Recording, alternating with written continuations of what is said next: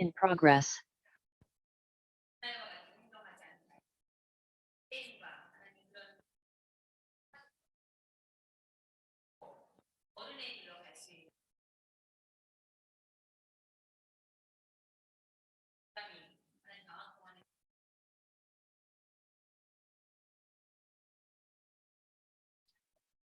성경 말씀을 보도록 하겠습니다.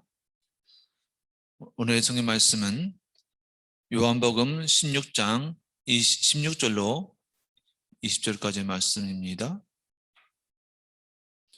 조금 있으면 너희가 나를 보지 못하겠고 또 조금 있으면 나를 보리라 하시니 제자 중에서 서로 말하되 우리에게 말씀하신 바 조금 있으면 나를 보지 못하겠고 또 조금 있으면 나를 보리라 하시며 또 내가 아버지께로 감이라 하신 것이 무슨 말씀이냐 하고 또 말하되 조금 있으면이라 하신 말씀이 무슨 말씀이냐 무엇을 말씀하시는지 알지 못하노라 하거늘 예수께서 그 묻고자 함을 아시고 이르시되 내 말이 조금 있으면 나를 보지 못하겠고 또 조금 있으면 나를 보리라 함으로 서로 무능하느냐 내가 진실로 진실로 너에게 이르노니 너희는 곡하고 애통하겠으나 세상은 기뻐하리라 너희는 근심하겠으나 너희 근심이 도리어 기쁨이 되리라.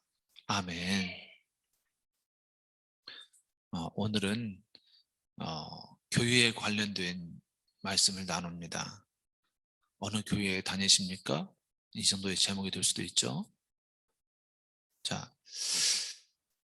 사도 요한이 에베소에서 목회를 합니다. 그리고 그 아시아 지역을 순회하면서 목회를 했습니다. 이 사도 요한의 모습뿐만이 아니라 우리 사도행전적인 성경적인 모습을 보면 이 교회가 가정교회인 것을 알 수가 있습니다. 가정을 중심으로 그 가정이 개방되어지고 그 개방된 가정을 중심으로 사람들이 모였습니다. 어떻게 보면 우리 교회가 가정교회 모습을 보일 수도 있습니다. 중요한 것은 이렇게 모여서 함께 한다는 것이 중요한 것이고 이 초기 교회에는 하나님께서 은혜를 베풀어 주시는 은혜의 공동체였다는 것입니다. 사도와 교사들이 각 가정에 들리게 되면 순회하게 되면 함께 모입니다. 함께 모여서 은혜 받고 함께 모여서 헌신하고 함께 모여서 예배하는 아름다운 은혜와 헌신의 공동체입니다. 이 은혜와 헌신의 공동체는 점점 발전했습니다. 너무 작아서 없는 것 같이 보이지만 그 교회를 통해서 사회가 변화시켜지게 됩니다. 작은 교회가 사회를 변화시키는 능력 있는 교회가 되어지게 됩니다. 교회는 처음에는 어떻게 시작되었습니까? 사도 바울이 전도할 때 먼저 회당에 가서 전도한 것을 볼 수가 있습니다. 회당에 가서 전도한 이유는 무엇입니까? 회당에 유대인들이 많이 모이기 때문입니다. 그리고 회당에 모이는 유대인은 종교성이 있는 유대인들이기 때문입니다. 구약의 지식을 공부하고 배우는 사람들이기 때문입니다. 유지하려고 노력해서 모이는 사람들이기 때문입니다. 바울은 이들을 향해서 나아갑니다. 그래서 복음에서 회당을 해서 복음을 전합니다. 그리고 많은 사람들이 복음을 받아들이고 바울의 복음 전도를 통해서 많은 사람들이 영향을 받게 되어지죠. 그러나 이 모이기 쉽고 파급력이 큰 이 회당의 전도에 있어서의 약점이 있었습니다. 약점은 무엇이냐면 이 극렬한 반발이 일어났다는 것입니다. 바울은 이 반발로 인해서 죽을 고비를 넘기게 됩니다. 바울은 이 반발을 인해서 감옥에 갇히게 됩니다. 바울은 이 반발 때문에 로마로 끌려가게 됩니다. 이 회당은 처음부터 있었던 제도는 아닙니다. 예루살렘이 멸망하고 사람들이 포로로 끌려갑니다. 포로로 끌려갔을 때 그들은 새로운 지역, 낯선 땅에서 모여 살게 되었습니다. 포로로서, 어떤 사람은 종으로, 어떤 사람은 신분이 낮은 자들로 모여 살게 되었습니다. 모여 살고 이제는 30년, 20년, 30년 시간이 지나면서 그들은 먹고 살 것들이 해결되니까 이제 영적인 것을 추구하게 됩니다. 영적인 것을 추구하고 그들 안에 있는 제사장과 그들 안에 있는 레위인들을 통해서 그들은 말씀을 배우게 되어지고, 다시금 그들이 흩어지고 무너진 이유가 바로 말씀을 떠난 삶, 신앙을 떠난 삶이라는 것을 발견하고, 그 신앙을 자녀들에게 자기의 삶 가운데 영위하게 하고자, 계속되어지게 하고자 그들은 회당을 세웁니다. 그리고 신앙 공동체를 세우게 됩니다. 그래서 회당은 예배 공동체가 되어지고, 교육 공동체가 되어지고, 선교 공동체가 되어지고, 교제와 봉사를 함께 할 수 있는 그런 공동체가 되어집니다. 바벨론에서 포로로 잡혀갔던 사람들이 하나 둘씩 3차에 걸쳐서 예루살렘으로 본토로 돌아오게 됩니다. 본토로 돌아와서 그들이 하는 것들이 무엇이냐면 바로 회당을 지속해서 세우는 것이었습니다. 포로 귀환 이후에도 회당은 계속 되어지고, 성전이 세워지고, 다시 성전 예배를 드릴 수 있게 되었음에도 불구하고 그들은 회당을 계속 세워나갔고, 회당에서 그들은 교육을 받게 됩니다. 사람들은 회당을 지지하게 되어집니다. 우리가 성경을 보면 몇 가지 시대의 구분을 볼 수 있습니다. 창조시대, 족장시대, 노예시대, 출애굽시대, 정복전쟁 시대, 통일왕국시대, 분열시대, 그리고 대선지시대, 소선지시대, 선지자 시대, 그리고 신구약 중간시대, 신약시대, 교회시대, 여러 가지 시대로 구분이 되어집니다. 그러나 가장 중요한 두 가지 구분인데 그것은 신약과 구약의 구분입니다. 신약과 구약의 구분은 예수님의 탄생의 기점으로 신약과 구약이 구분이 되어졌습니다. 그리고 중요한 것은 또한 예배 형태도 구분이 되어집니다. 예수님 탄생 이전에는 성전 예배가 중심이 되었습니다. 교회가 탄생한 이후에는, 예루살렘 멸망한 이후에는 성전 예배에서 이제는 회당으로, 교회가 탄생 이후에는 이제는 교회로 예배의 형태가 바뀝니다. 희생제사에서 산제사로 바꾸어지게 됩니다. 예수님께서 십자가에 못 박혀 죽으시자 희생의 제사는 끝이 나고 이제는 산제사, 우리의 삶을, 나 자신을 하나님께 드리는 제사를 드리게 됩니다. 그리고 예수의 탄생에 따라서 기원 전과 기원 후가 구분이 됩니다. 신약과 구약의 구분의 가장 핵심 예수님, 예배 형태의 구분의 가장 핵심 예수님.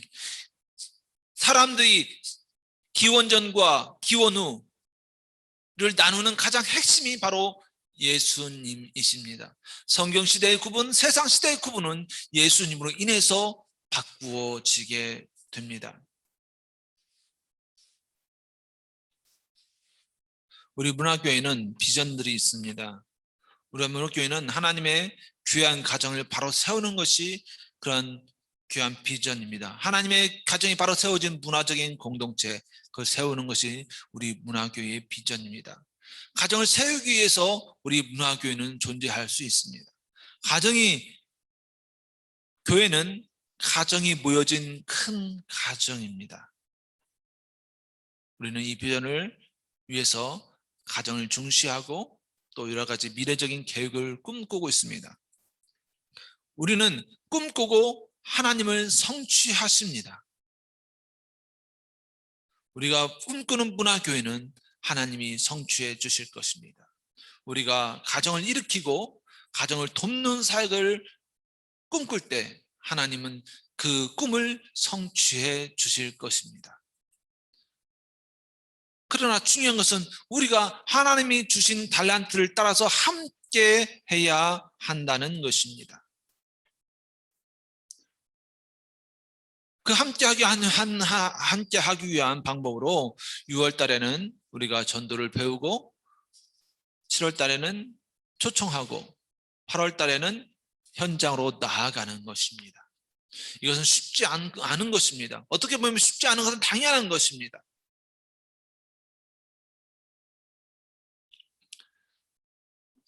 자동차를 파는 딜러들이 이런 말을 한다고 합니다. 자동차 한 대를 팔기 위해서는 한 사람에게 40번의 거절을 당한다. 우리는 자동차보다 더 값지고 또 더 소중한 영 구원을 파는 사람들입니다. 이건 40번의 거절은 문제가 아닙니다. 낙심하지 말아 주십시오. 낙심하지 말고 전도의 현장으로 나아가야 합니다.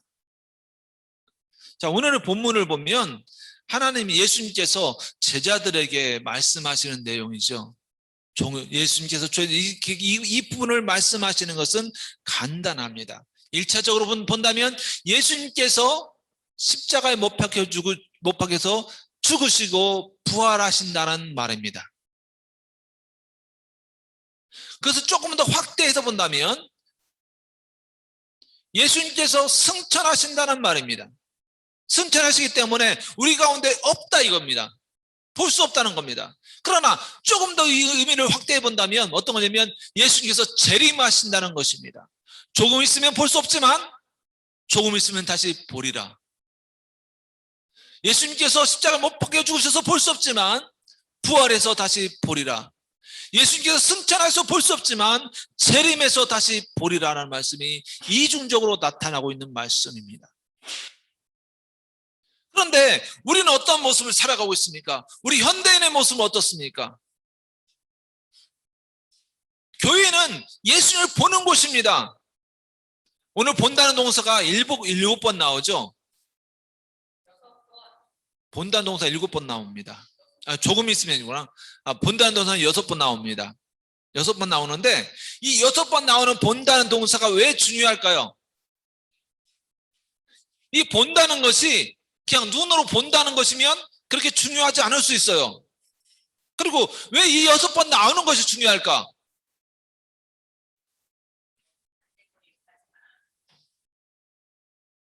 우리는 이 말씀을 대충 읽으면 그냥 헷갈리는 것으로 볼 수 있습니다. 단순한 반복이 아닙니다. 본다는 것은 엄청나게 중요한 것입니다. 왜 본다는 것이 중요하냐면 이 보는 것은 단순히 보는 것이 아니기 때문입니다. 사람들이 왜 볼 수 없습니까? 우리가 왜 예수님을 볼 수 없습니까? 그것은 내가 예수님과의 만남이 없었기 때문입니다. 예수님이 누구신지 모르기 때문입니다. 두 번째로 내가 볼 수 없는 이유가 무엇입니까? 내가 예수님과 같은 생명을 소유하고 있지 못하기 때문입니다.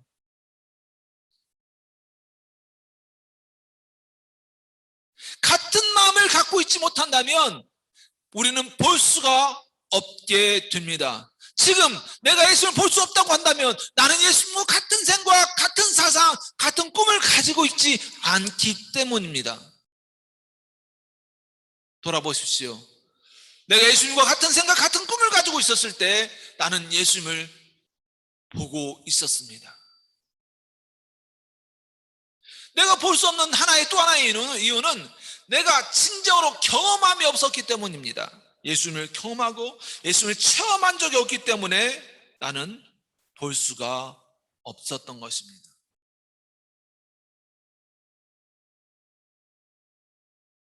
많은 사람이 예수님을 압니다.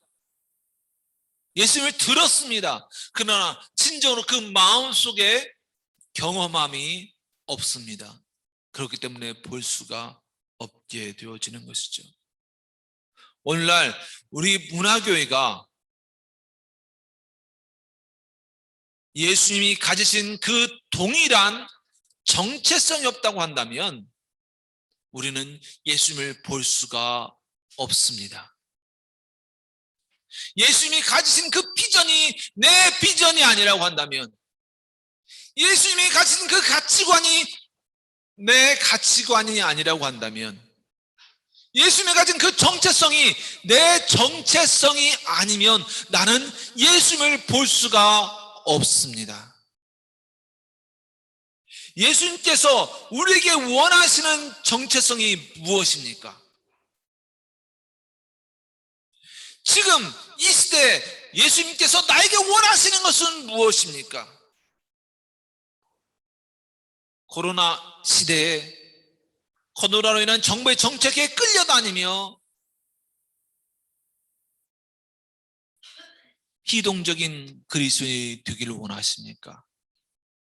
아니면 이 시대에 하나님을 경배할 수 있는, 하나님께 나아올 수 있는, 하나님과 교제할 수 있는, 예수님을 깊이 묵상하고 깊이 사모하고 깊이 경험할 수 있는 그런 능동적인 그리스도인의 꿈을 가지고 계십니까? 교회는 조변 섞게 하는 곳이 아닙니다. 아침 바꾸고 저녁에 바꾸는 곳이 아닙니다. 이 조금 있으면 면이라는 말이 7번이 나오는 걸 볼 수 있습니다. 본다는 말보다 한 번이 더 많이 나오죠. 이걸 통해서 우리가 생각해야 될 것이 무엇입니까?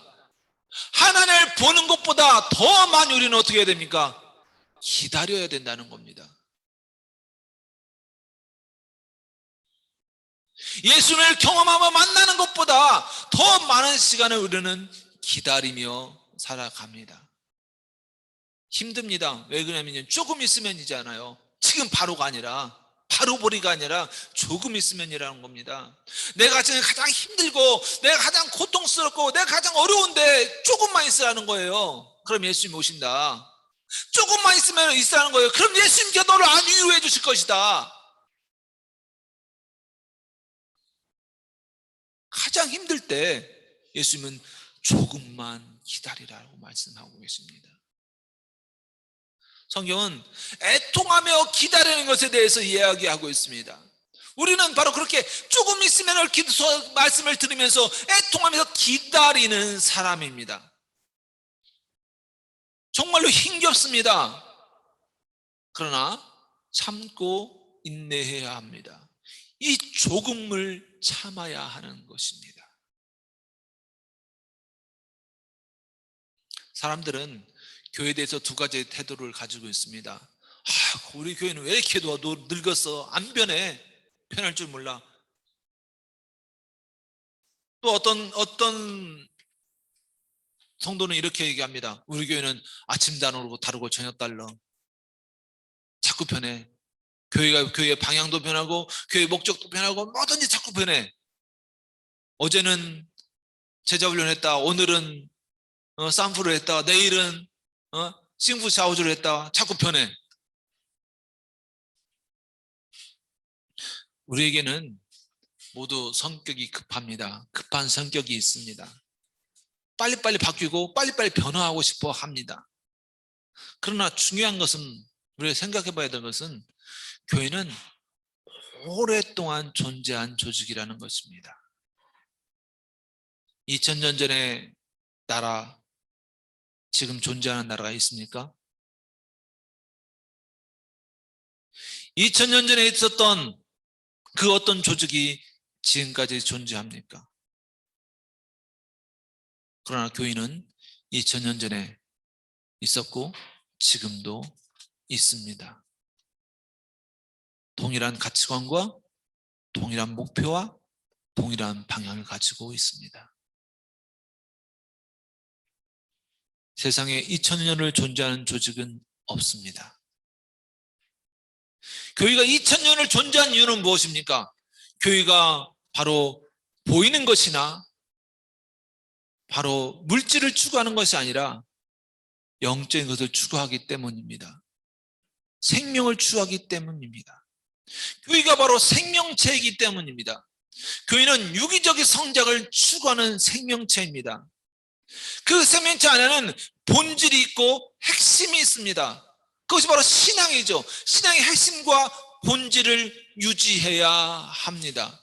그 신앙의 본질과 핵심을 유지할 수 있을 때 비로소 조금 있으면을 가능하게 합니다. 많은 부분에 있어서 우리가 왜 안정감이 없을까요? 불안할까요?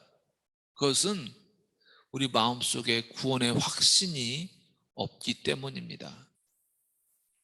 내 마음속에 구원의 확신이 있으면 나는 항상 안정감 안에 거하게 됩니다. 내 안에 본질이 있단 말이야. 구원의 확신은 본질이 있어. 그러면 세상에 풍파가 와도, 환경의 풍파가 와도, 고통이 와도, 어려움이 와도 견뎌낼 수 있는 힘이 있는 거야. 근데 내 안에 구원의 확신이 흔들려. 내 안에 구원의 확신이 강하지 않아. 그러면 세상의 풍파가 오면 왜 이러지? 나 구원받지 못해서인가? 그 믿음의 불평과 불만과 고통이 오게 되면 내가 구원의 확신이 없는 상황에서는 흔들릴 수밖에 없고 넘어질 수밖에 없는 거야.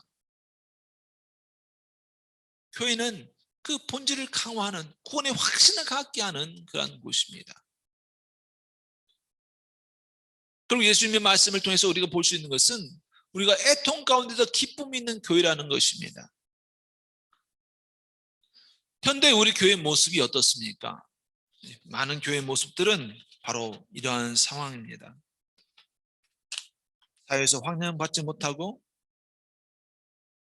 또 사회에서 유리당한 모습을 볼 수가 있습니다.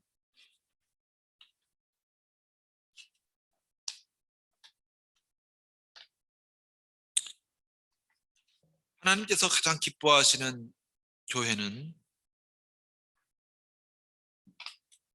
성도들 내면에 애통함이 있는 교회입니다. 애통함이 있다는 것은 무엇입니까? 바로 기도한다는 것입니다.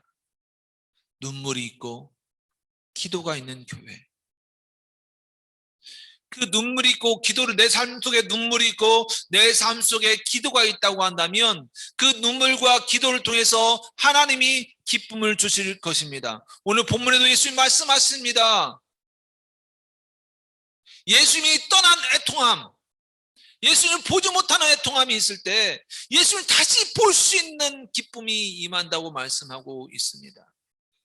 내 삶 속에서 지금 힘들고 어렵기 때문에 애통함이 있다고 한다면 예수님 때문에 기쁨을 얻을 수가 있게 되어질 것입니다. 코로나 현실 쪽에서 애통함이 있을 수밖에 없죠. 어려울 수밖에 없습니다. 이 어려운 삶 속에 전 진정한 애통의 삶을 살아가는 삶이 어떤 삶입니까? 바로 기도하는 삶입니다.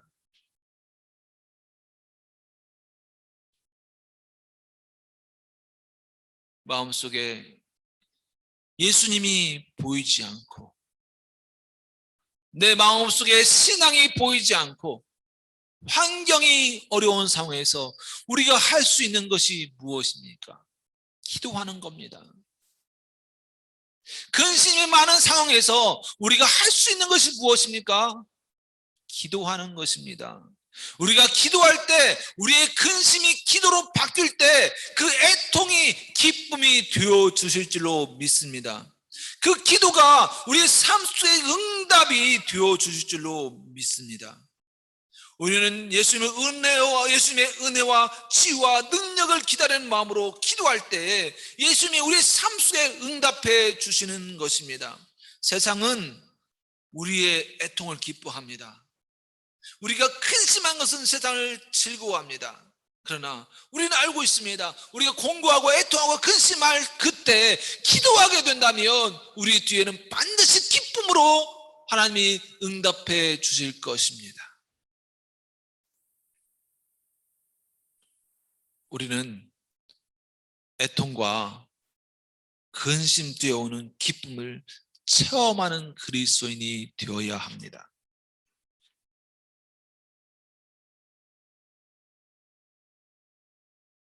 인내하는 삶을 살아가는 그리스도인에게 하나님은 그의 기쁨을 충만하게 채워주실 것입니다.